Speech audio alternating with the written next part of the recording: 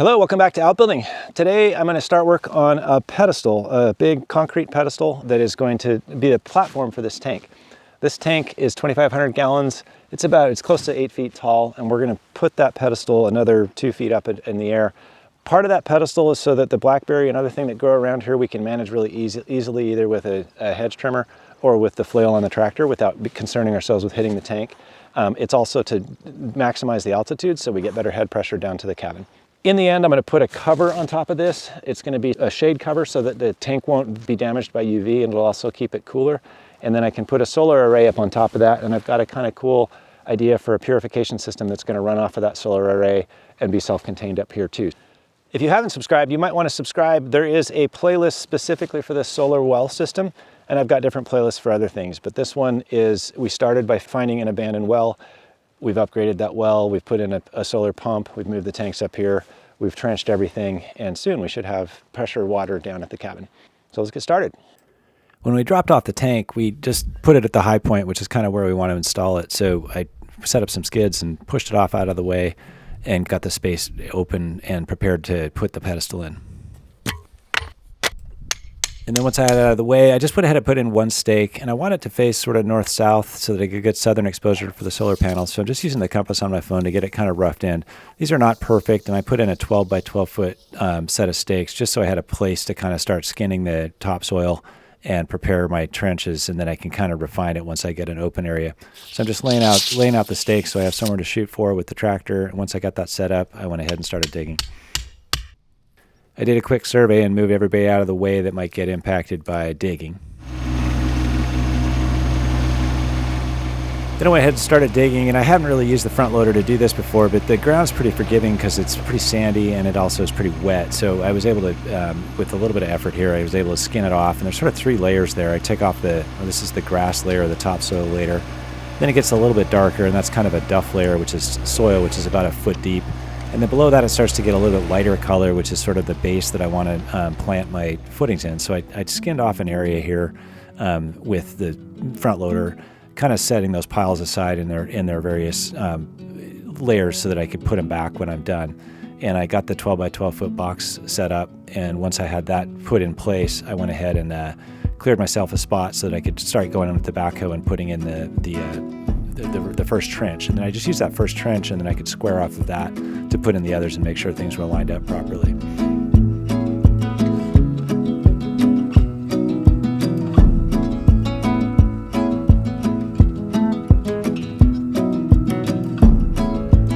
So far I've been just eyeballing the depth, so I went ahead and set up the laser and then started taking some readings just to get a sense of whether I was going downhill or uphill. And I was pretty good. I had an inch or two on one side that I needed to dig down, but it's getting good, and I've got kind of an L shape now, so I've got a sort of a right angle started. A quick double check of the measurements both on the legs and then also to make sure that my angle was right or pretty close to right, and then it was back to some more digging.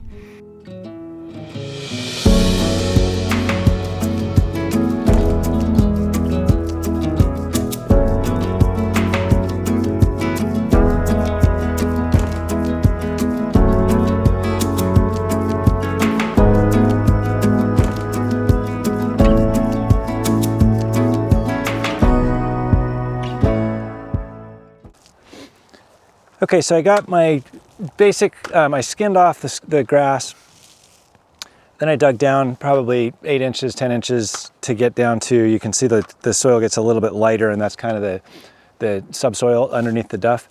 And I've cut out my rough box, kind of trimmed it up. It's oriented north-south roughly. And now I'm gonna just put in 4 corner stakes. My footing is actually at 10 feet on a side, so it's pretty easy. I'm just gonna make a 10-foot box. And I'll set all those with the laser level to the same height. And then I'm gonna go get some 3/4 minus gravel and fill up to those grade stakes. So I'll get all that level, and that'll kind of create the corners of my box. So these stakes I'll measure off a little bit more carefully and see. But to start with, I'll just see how I'm doing in terms of level. So I'm flat there.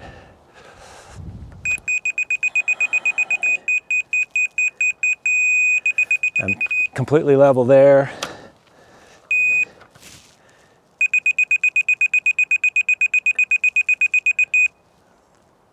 So I'm probably 1.5 inches tall here, or low over there, and about an inch low here. So that's pretty good. I'm within an inch and a half low over there, inch here, level up here. So I'll put those stakes in, measure them out, get the gravel exactly level on the top of those stakes, and then I can start forming up my forms for the footing on top of that.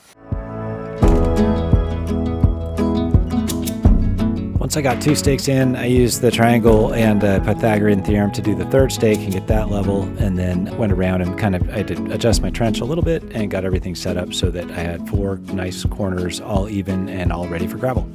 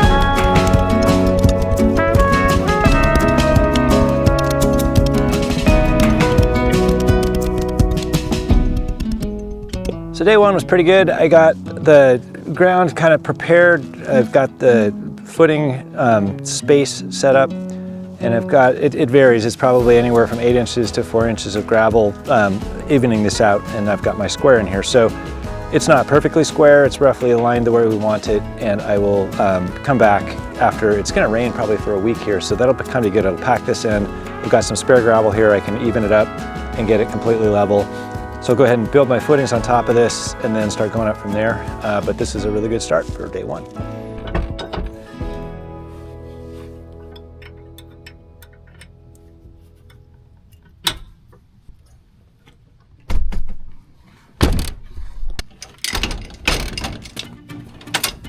So I need to switch the handy little trailer over here from sort of carry-all mode to workbench mode. And this is super nice to have, but it also demonstrates one of the issues we have with this building site. It's pretty remote, so we can't get a concrete truck in there very easily, so we're gonna have to mix the concrete bags by hand with a cement mixer. And then the second problem is there's no power up there, and so we're gonna use a solar generator to power both the power tools and then the cement mixer, and that's gonna be kind of an open question. We're not sure if the cement mixer is gonna use more power than the solar panels we've got, so that'll be kind of a little bit of an experiment when we do that. We'll see what the kind of throughput looks like.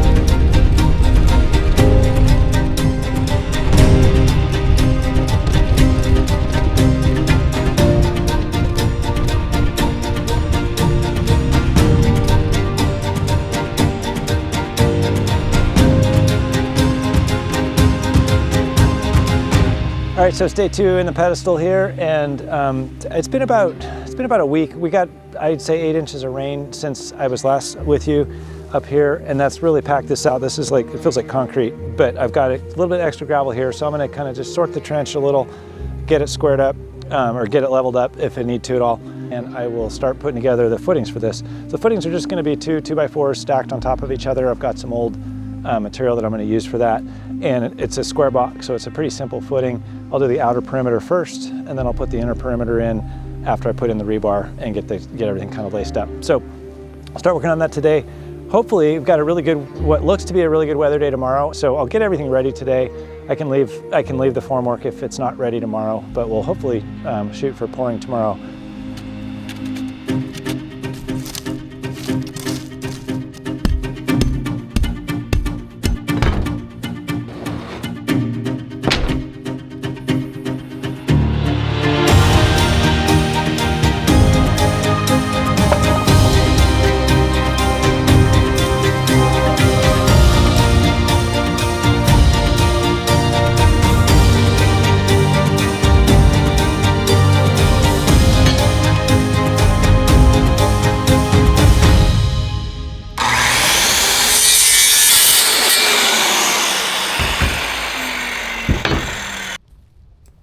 So I used some old scrap wood and I cut out the first outside piece and then used that kind of as a screed board to just check between my stakes that I'd set up earlier to make sure that everything was level in between them. And I was able to use that to kind of help guide and grade a little bit more just to get it leveled out after it had settled.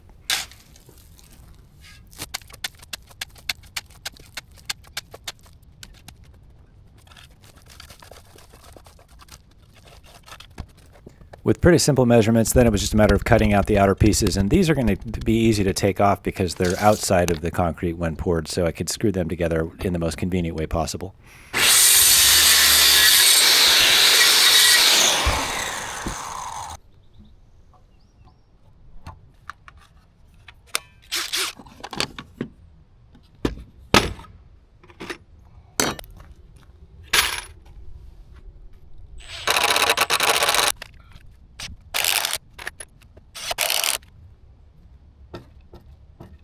So now I've got my outer box formed and it's pretty close to level, and I'm just kind of kicking it into the sort of center of the trench here. And then I need to create a space for a diagonal so that I can pull a tape across the diagonal and make it not only level but square.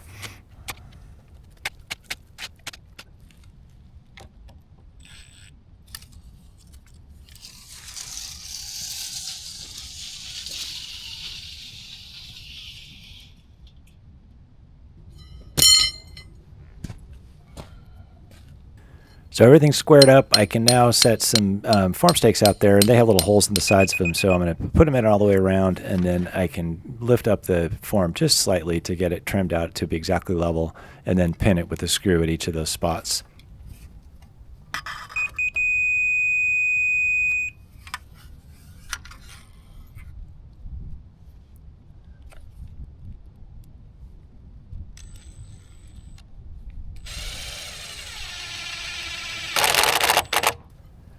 With boards that are 10 feet long on a side, I went ahead and put an intermediate pin on each side and then screwed those together as well. So then I had a really flat, square, and level place to work from.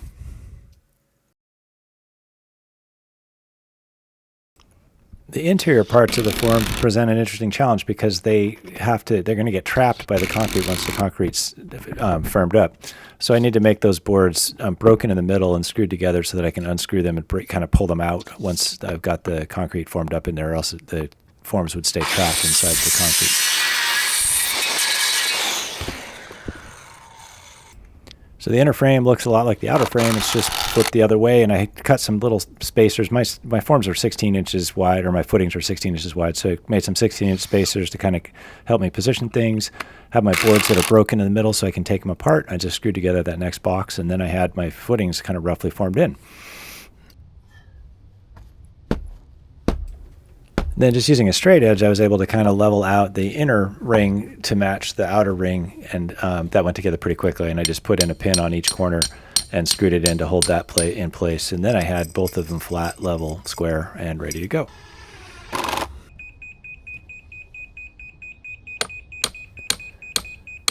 One final check with the level and a little bit of adjustment, and I had everything completely trued up.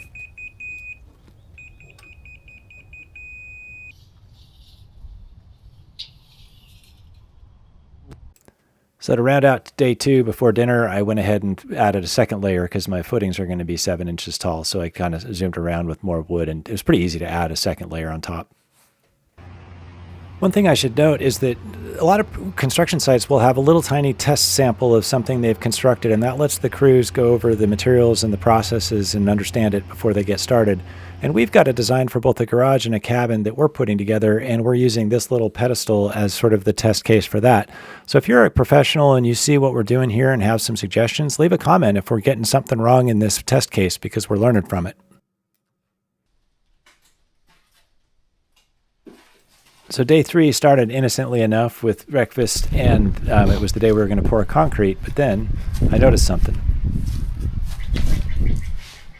So last night I went to clean up after dinner, and I noticed that the water pressure was dropping, and so I came out and something let loose in here, and it dumped a bunch of water all over the place, and it smells like really pissed off electronics in here, so I think our pump may have seized. And so this system was temporary, but it just became more temporary, and it's probably just a good incentive to just get this new water supply done, because we can get by with for a couple of days. We're really just using this to run the toilet, and so we can hand carry water and do that for the next few days until we get things going, and then see if we can't use the new supply to supply that. But if not, I might tear this apart and see if it's something simple to fix, but it definitely started leaking, and I need to figure out where that leak is.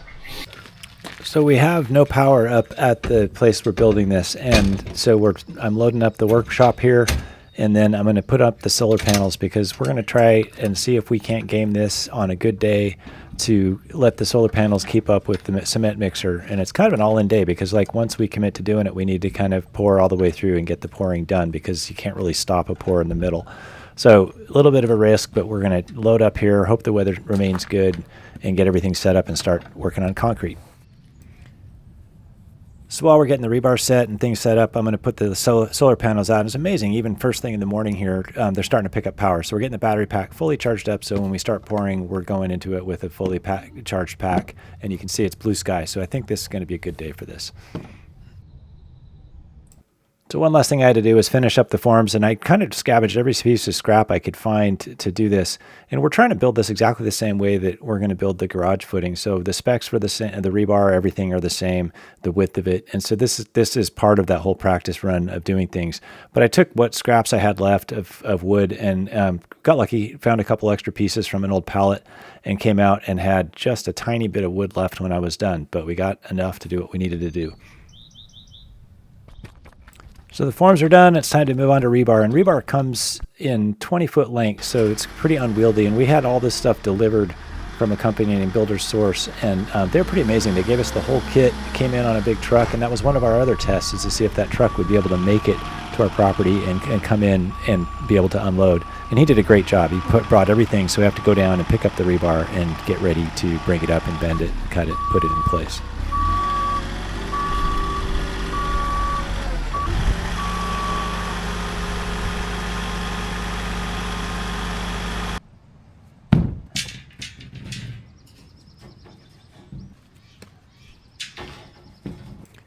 It's not as fancy as this forklift, but I kind of had a notion this would work, and so I gave this a try, and it ended up working okay.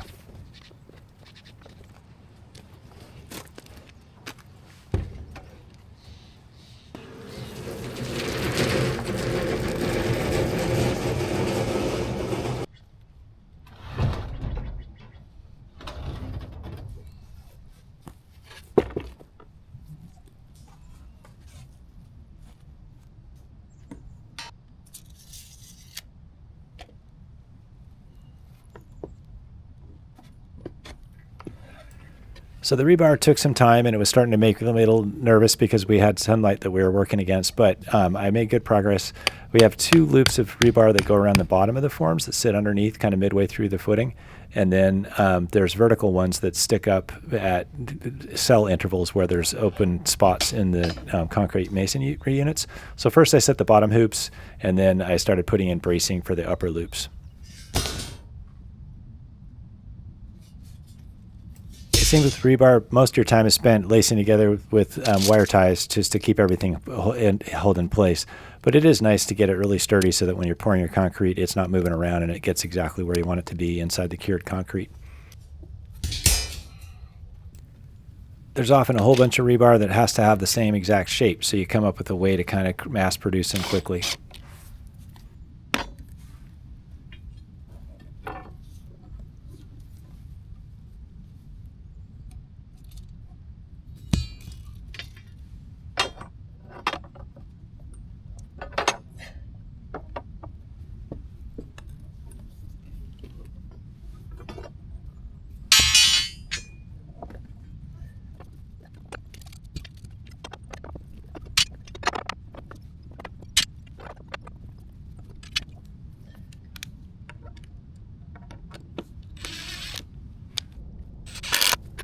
So for the verticals, it's pretty critical that they're positioned in the right place. And there's a bunch of ways you could do this. You could go back and drill them in after the concrete's cured, but I wanted to get them down anchored in and tied into the other rebar.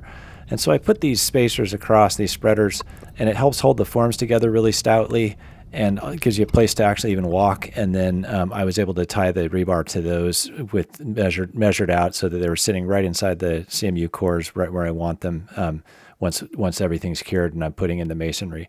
So this was just the same process all the way around the circle over and over again. So with lunch in our bellies and completely blue sky, we decided to commit to doing the concrete. So had to switch back to the carryall mode for the trailer. And the concrete's super heavy, obviously, and so we had to do it in shifts with the trailer and the tractor and kind of get it all up there. We calculated we needed about 60 bags of 60-pound concrete, and so we got that all put in place, everything staged, and got ready to go.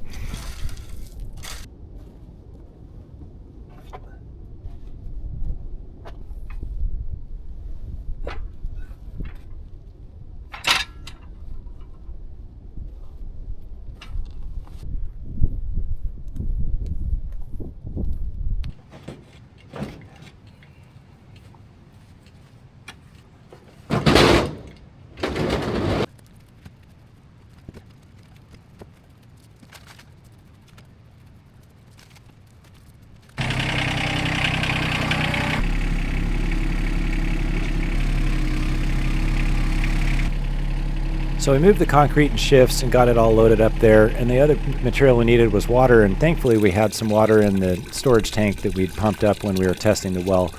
And Karen was great to help keeping track of the water while we started mixing and putting together bag after bag of concrete.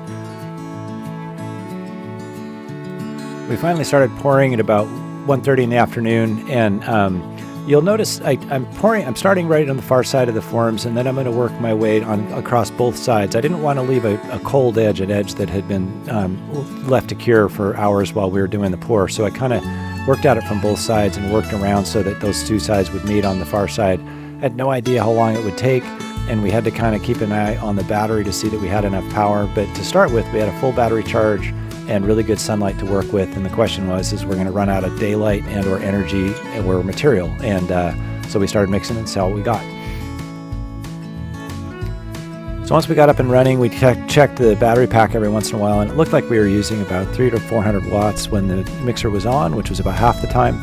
And then we were pulling in about 200 watts off our panels. So we were breaking even and keeping the charge about where it was. So we were in good shape when the sun was up.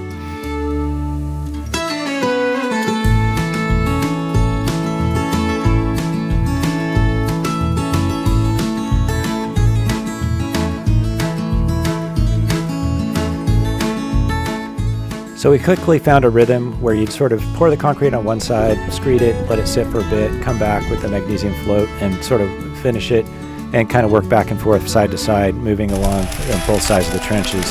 And every once in a while we'd take a break and run over and check on the battery, and the battery was holding up way better than we thought. We were sitting at like 80% for most of the day, even when it started to get a little bit cloudy later in the day and got darker.